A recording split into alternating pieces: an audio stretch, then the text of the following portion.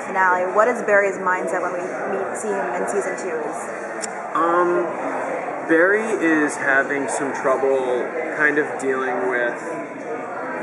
He's got some acclaim right now and a lot of love from the city for being the hero that he is, and he doesn't really feel like the hero because we'll kind of see pieces as to what happened with the Singularity when we come back and how it affected all of the characters. And I think one of the things that's really weighing heavily on Barry is he knows that Eddie stopped Wells and that he was the hero that day, and but everyone's kind of giving the credit to the Flash, and that's not like fun or easy, I don't think, for Barry.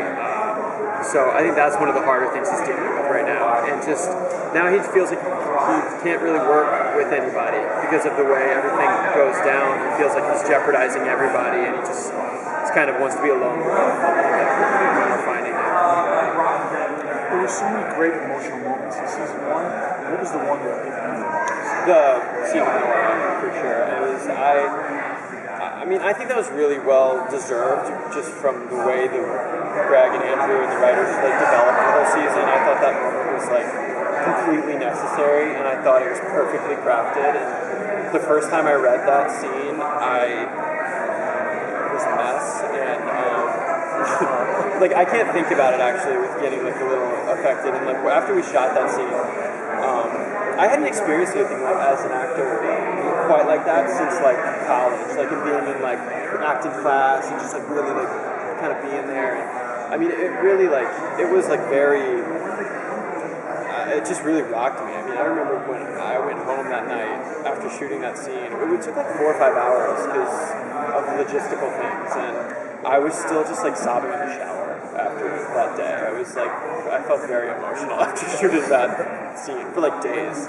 I felt like I had said goodbye to someone I truly loved, or someone had died. It was really weird. So that scene definitely affected me more than anything else. We see you in the Speed Force behind the glass on the other side. Can you talk about who was sitting across from you and what's going on there? That's a famous story.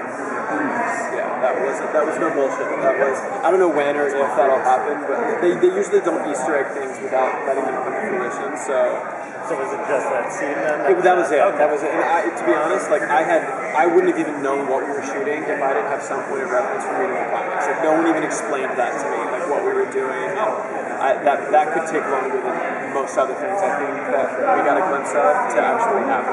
That's a season 1 story. Yeah. That's that will maybe probably get its own season.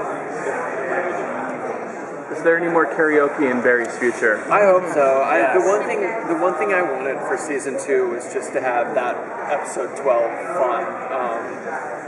Just because when we come back, it's pretty heavy still, and it's obviously just because of the way the first season was ending, we're having to deal with all of that, and so it's out of the gate. It's pretty season 1 emotional, heavy, but hopefully we can have more fun and karaoke at times. We even mentioned that why not frequent that bar and have we bring Cisco and have that be a thing that we do on a regular basis. But I don't know. I'm definitely pushing fun for season 2.